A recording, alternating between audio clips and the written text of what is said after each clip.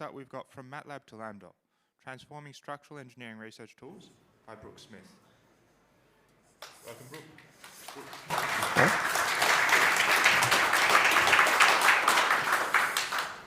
Thank you very much. I'm happy to be here today. I identify as a structural engineer, but one who knows how to program. So I've actually presented a number of structural conferences before, but this is my first time at a programming conference. Thank you for having me. So a bit about me. I am currently the head of structural engineering R&D at ClearCalcs. We develop cloud-based structural design software based right here in Melbourne. I'm also the lead maintainer of 2 open source Python packages, and that's going to be my focus of the talk today, well, one of those. I've always loved the more creative, non-traditional side of structural engineering, software, forensic engineering, the unique bits. I am a chartered professional engineer here in Australia, and I'm licensed in the US. You might be able to tell from my accent, I grew up in the United States. And I've had a lifelong interest in programming and computing. I've been running Debian SID since 1999, back when Windows ME convinced me that Windows was not the way to go. So, a bit of an outline of what I'll be talking about. Give you a bit of the lay of the land of what exists right now in the structural engineering world. Then talk about some of the technical, going into a case study on pyCUFSM, the open source software that I maintain, and transforming that from Matlab into Python. And then go into some of the practical, because it's great to convert software over, it's great to make it technically open and available, but it's not going to be used unless you overcome some of the industry hurdles. And finally, give you some conclusions. So, jumping in. Engineering is the second least automated industry in the world. First is agriculture, according to a BQE study. The vast majority of buildings, anything built in basically the last 30 years, was probably created using Microsoft Excel. Excel is a great accounting tool. It's really not optimized for engineering, but yet we love using it. If an engineer does use other software, it's likely to be for finite element analysis. Those are those big, beautiful models like you see on the right side that you might see in a presentation. But they're only a small piece of the work that we do as structural engineers. And important to note, too, every single company has their own set of Excel templates for these things. Despite all of our designs being based upon codes and Standards Australia standards that say, thou shalt use this specific formula. Yet we all recreate these templates independently. So typically when you hear about structural engineering, you're going to hear about the big showpiece buildings. Australia 108, Crown Sydney, Burj Khalifa. The design process for those is unique, though. I'm not going to be talking about those today. Those are led by highly specialized senior experts in structural engineering. I'm going to be talking about the smaller buildings. 96% of the work that we do. 96% of buildings are less than 4 stories. Structural engineers really don't like to talk about these because they're not flashy. But in Australia here, we've got thousands of 1 to 10 person consulting firms all across the country. And in these, time is money. The incentive is to get more designs out the door faster. That means there's often not time to perform really careful designs using accurate methods. That means that designs are often rather over-conservative. And side note, I'm going to be talking about conservative quite frequently throughout this presentation. In structural engineering, a design, a building, can be unconservative, conservative, or over-conservative. We want that middle ground. We absolutely do not want unconservative, because that means there's a collapse risk. We also don't want over-conservative, because that means we're just wasting material, we're wasting money, we're wasting sustainability. But there's a lot of academic software out there, constantly being developed in universities throughout the world, often incredibly powerful and innovative. But it's often very much stuck in academia. They can allow for multivariate optimization. Say, let's consider sustainability at the same time as structural design. But it often doesn't get out, partly because there are different languages used. Academia loves using Matlab, R, C. There's even some really popular structural software still in TCL. It's brilliant maths and brilliant back end in these. Often the front end is painful. Academics are not known for their wonderful user interfaces. And frequently, they're missing the last step, the interpretation of the results. They tend to assume that anyone using their software holds a PhD. They're not aimed at the junior engineer just starting out. But they're also usually open source. So we can take advantage of that. We can bring them over and make them more available to the general public. So I'm going to be talking about pyCUFSM. Now, this is a piece of software that I ported from Matlab. It works with cold-form steel design. Now, your really quick background on this, cold-form steel, same thing as light-gauge steel, same words. Basically long sheet metal folded into shapes. Used for houses, used for industrial factories, used for walls in commercial buildings. Walls in this building may well be made out of cold-form steel.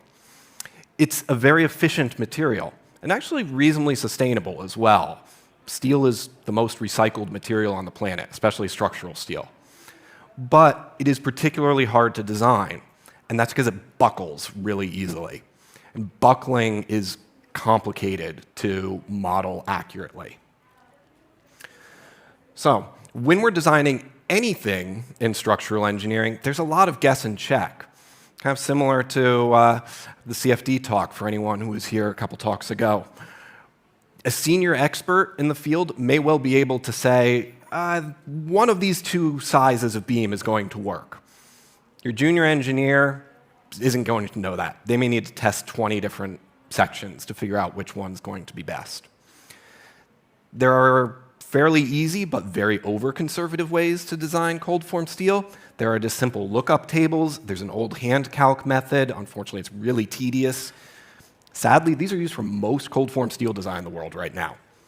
There's a much newer method called direct strength method that's more accurate, it's less conservative, but it usually requires this finite strip analysis.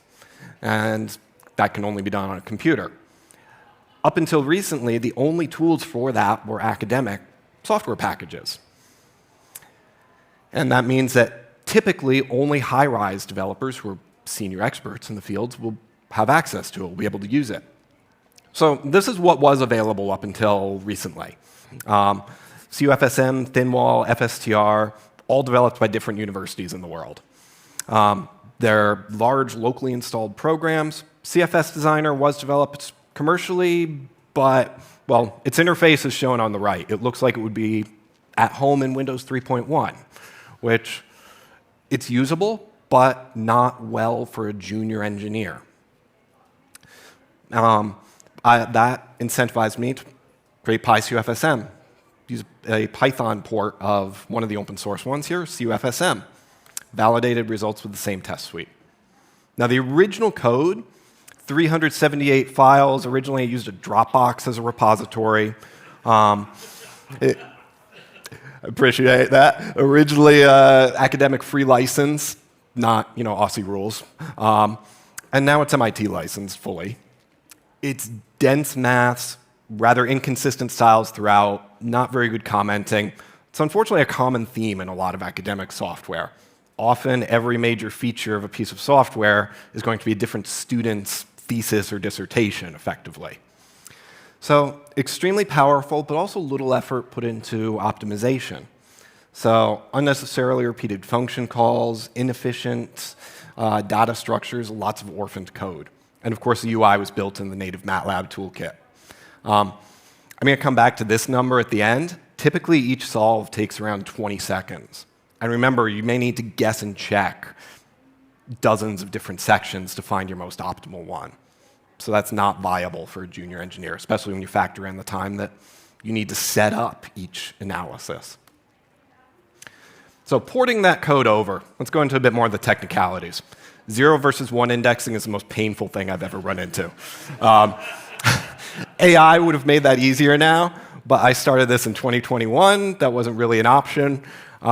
Overall, Matlab and Python have quite similar syntax, but relatively easy to change that indexing when the indexes are single values. Not so much when they're what I'm showing on the screen here. Long formulas, everything's a slice. Going a bit more into the weeds on one of the harder problems I hit on this, eigenvalue solving. At its core, finite element and finite strip analysis, you are finding the eigenvalue of a gigantic matrix. This, I found when I finished porting this, I was getting some instability at the far right end of the graph there. That right end actually is physically equivalent to a longer and longer beam. But in matrix land, it's also equivalent to a less and less well-conditioned matrix. Other matrix solvers are available, but just keep things a bit simple. The dense matrix solver in SciPy I found becomes chaotic or poorly ordered with a poorly conditioned matrix, and the sparse solver can sometimes fail to just converge entirely. Matlab is more robust with this, and that was a difficulty I needed to overcome on this. Some of that is Matlab doing some magic behind the scenes. I was able to help extend the stability further out by manually enforcing symmetry in these diagonal matrices. But, of course, good old friend floating point roundoff, when you originally create these matrices, can sometimes cause some asymmetry and compensate for that. I have taken essentially the nuclear option on this of just truncate the results. Now, that does actually require some engineering knowledge in this. You can't just purely be a programmer. So you need to know at what point is safe to cut these off. This particular graph is a relatively thin beam. As a structural engineer, I know actually a 10-meter beam of this isn't really viable. So let's just truncate that a bit earlier. I can do a really rough estimate as to maximum length. Now, it's great to actually get it working, but how do we optimize it as well? How do we get that 20-second solve down to something much faster? So essentially, your 5-second lesson in finite element, we're building up that giant matrix, sort of like on the lower right there. You take one smaller matrix, add it to another, build it up, build it up, build it up. Each small matrix is representing a portion of a beam, a portion of a cross-section, something along those lines. That Python is great for letting you not have to think about data structures very much, but you do have to start thinking about them when your matrices start becoming thousands and thousands of rows and columns. Their pre-allocation starts mattering. If you keep concatenating matrices, it's going to be slowing you down. There was also a tough balance I found in sparse versus dense matrices. Found sparse matrices sped me up about 10%, but I also lost some robustness in the solving. I've prioritized robustness for now. Love to make sort of an automatic choice at some point in the future on that, but prioritizing robustness. And then there's a lot of heavy math going on in here. So I ported most of this code over as pure Python, but for the most maths-heavy portions, Cython is amazing. Generally CDEF'd everything as doubles or ints, which helped me minimize the floating point round-off issues. I originally kept a Python fallback for when the Cython compilation fails. Phasing that out now, I've got it pretty reliable. And, of course, important to minimize going in and out of Cython. There's always a bit of overhead when you go from Python to that C code and converting those data structures. Found that had about a 20% speed improvement. But the biggest winners in optimization for this, biggest thing was just reviewing the code for unnecessary function calls. Essentially, when we're coming up with this graph, this is the main output of cold form steel design, this one signature curve, we call it. Every half wavelength, every x value on this is a new eigenvalue solve. But for each of those solves, we really don't need to recalculate everything from scratch. So I had about 40% time savings by just adding a wrapper for the things that can be held constant between each of those half wavelength solves. Also able to optimize the selection of which half wavelengths to run. So when we're looking at this graph, we're really only interested, or primarily only interested, in the local minima on it. So we can go very coarsely outside of those local minima, and then just refine it at or very close to those minima. And of course, optimization is not just about the time as well. It's also about maintainability. How can the next maintainer come in and actually make use of the code and do further changes to it. Everything has a doc string, lengthen the variable names. Please don't name everything M2, M3, M4. And changed from one file per function to grouping functions together that are of a contiguous idea. That brought me from 378 files to 34 files in this now, and dropped the average solve time from 20 seconds to 3.9 seconds. But let's go out of the technical and go a bit more into the practical. Great to have something that technically works. How do you get industry to actually use it? Most important thing, by far, trust is paramount, especially when you're in the structural civil engineering region. An engineer has to sign off on those designs. That means we are legally liable for any unconservative mistakes, regardless of the root cause. If your software has a bug, I'm liable. In Australia, that liability is attached to the company. In the US, it's actually attached to the individual. It follows me around no matter where I work, and I can be sued 50 years on for millions of dollars. So I'm really concerned about accuracy. I really want to make sure I can trust this thing. You can't depend on a typical engineer being able to read and validate Python code. There are a few who can, not many. So how do we avoid the code being a black box? We can show intermediate steps where possible, use MathML formatted formulas where they're relevant. Most engineers actually aren't going to understand the linear algebra for the stiffness matrix calculations that have to go on in here, but you can still show the graphs of the results. And at least a more experienced engineer is going to be able to look at that graph and say, yeah, that looks about right. Or, no, that looks like something I should be really concerned about. Other part of trust, assumptions and validating your code. You need to make the assumptions crystal clear. There's a fair bit of software I see out there that does not do that, and that makes me as a structural engineer very scared. There's always going to be limitations on what you can do. Where's the realm where I can feel safe using the piece of software? Also validate to peer-reviewed test cases. So that could take the form of textbooks, it could take the form of industry association design guides. Nothing's perfect. I find bugs in textbooks occasionally when doing this, but gives more and more trust. And we are always scared of telling people of bugs, but it actually builds trust. I work for ClearCalcs right now. We notify customers when we find a bug, and because we're cloud-based, we can search our own database and see who was affected. Show that you're ready to fix bugs there. Notify people if you found a bug. Build that trust. Make sure people know they can use your software safely. And of course, it's also not just about, is the analysis correct? It's, am I using it correctly?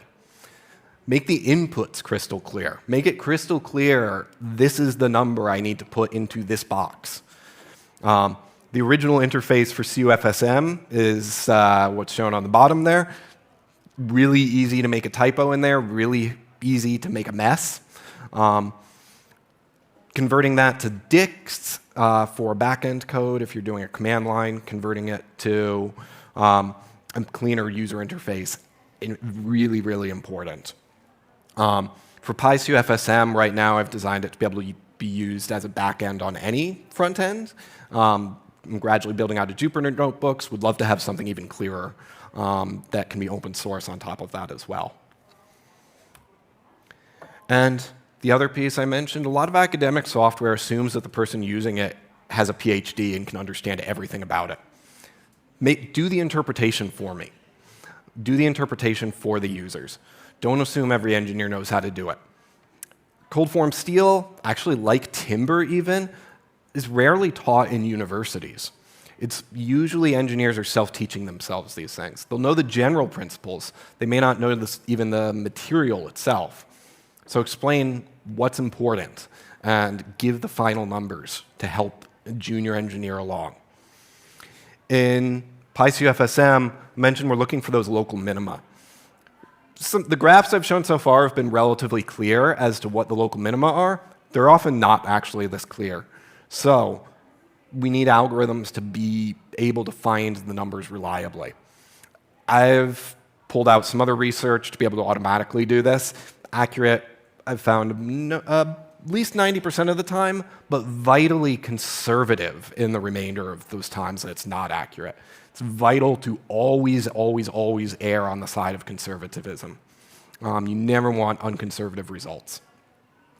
So for finding those local minima, I'm showing the red, green, and blue curves on top of, or light blue, on top of that bottom curve. Help people identify and see this is how I identified where those local minimum are.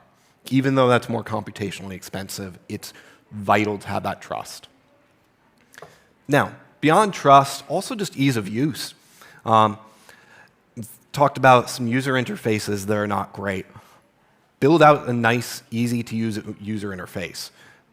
Have it be able to work with just a few core inputs. As a structural engineer, I'm often actually going to only want an estimate, for example, for doing a quote for a project. So I don't actually always need to be super precise. But give me that option. Make conservative assumptions if I only put in 3 inputs, but then allow me to refine it later. Should also be able to handle a wide array of scenarios. This is a tough one. Simplicity and flexibility are often opposite poles, but some work you can manage to get towards that. And make it easy to share. Design's often done in teams, so make sure teams can use it. Now in pyCUFSM, great advantage of Python is it can be deployed on AWS Lambda, or I forget what Azure's equivalent is called. It needs to be able to just work, which means it needs to be able to scale effectively. Don't make people fiddle with local installs and checking out licenses. I mentioned that we operate by a lot of guess and check on design. We need to be able to rapidly iterate on that. So make it easy to put in those inputs, to save those inputs for each run, maybe make a small modification, and run through those solves quickly. So going into some conclusions, pyCUFSM, major restriction in cold form steel adoption is the complexity of design. There are simpler methods that exist. There's what we call span tables, literally just look up in a table. Those are inefficient. They tend to make very, very broad assumptions and very conservative assumptions. That leads to material waste. If we can bring some of the more efficient academic software into use by industry, that can make real-world differences. That can allow us to waste less material, to be more sustainable, to help climate. pyCUFSM is just one example that I've worked on, provides an efficient and easy to integrate back-end engine, slowly working on some front-end bits for direct strength method calculations.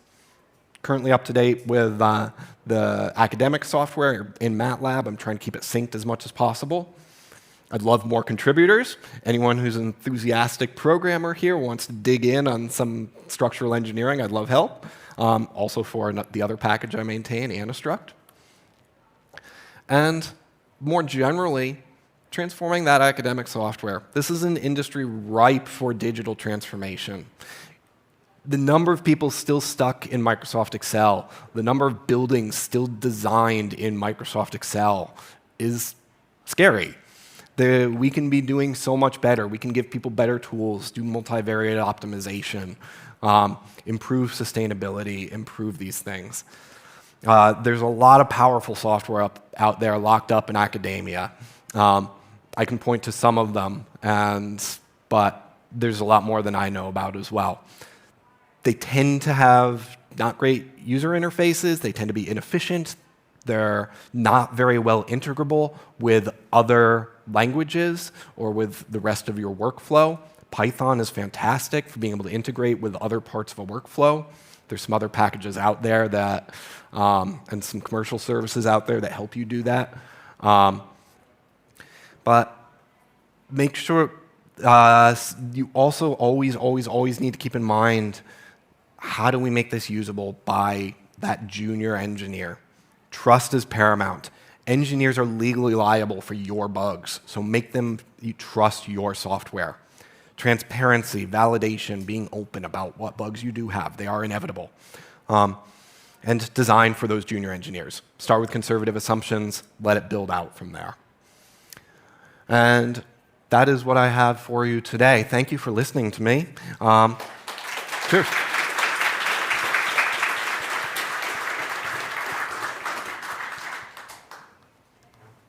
Thanks a lot for that. That was a really interesting talk. We do have a mug for you. It is on my seat. But I'll bring it up in a second. Thank you. Thank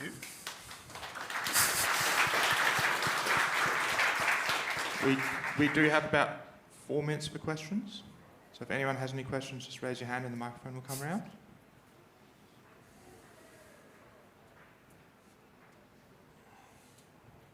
Thank you. This has been a great talk. You've mentioned collaboration in software with academia, and also you're up to date with the academic version of these methods. How are the data sets for testing shared? Have you managed, is there a way of maintaining the shared data sets in a repository? I'm interested in that. There's not a well-coordinated way that happens right now, unfortunately. What I'm using for my test suite, I got from the original developer of CUFSM, who I do happen to be friends with. Some of these are available on archive.org or other preprint sites. Some of them are actually published on the university websites. But yeah, unfortunately, the data sets for validation are actually not very well organized. You need to hunt them down for every individual piece of software separately. And some of them you may even need to pull out manually from published journal articles. Okay, next question. Hi. So one thing I've struggled in the past with open source code is like dissecting and understanding the whole code base. Like how did you approach that when you were porting CUFSM to Python? So I did choose pyCUFSM to port because I have personally used it in my structural engineering experience, so I knew the general principles at least. I spent a lot of time just reading the code and tracing through flowchart style, all of the different function calls, what was going where. I originally started developing this during COVID, so I had a lot of time on my hands. And yeah, a lot of it was very manual for me, unfortunately. At this point, that's one of the great uses of, I think, LLMs in software. I can ask Cursor now to go and give me a flowchart of function calls. So I think that's probably the best way to do it now, probably a lot faster than what I did in 2021. But yeah, that is one of the biggest challenges, and especially when the code's not well commented as well. I think I did go back to published journal articles a couple of times to go find the explanation of what is this chunk of math actually trying to do and why. But yeah, you'll need to refer back and forth between different sources like that. Make liberal use of LLMs for that. Thank you. I think we've got time for one more question. Oh, I loved your talk. I've been working in this area for a long time as well. Just a technical question. What kind of UX stack did you use for the Python thing? Because I've tried many different ones. I'm just curious which one you ended up with. For the UX, you mean? Yeah. So I started with just the command line. I obviously couldn't directly port Matlab's UI toolkit. So I started with just command line. I'm now building out a Jupyter Notebooks user interface. But the best user interface, and the reason that I didn't focus as much on this is because of my employer, because ClearCalcs is one of the front ends. That is a relatively clean user interface. It's React-based, all written in JavaScript. I think that type of setup is great if you can manage it from an infrastructure standpoint. Cloud-based software, generally easier to use, easier to share with teams.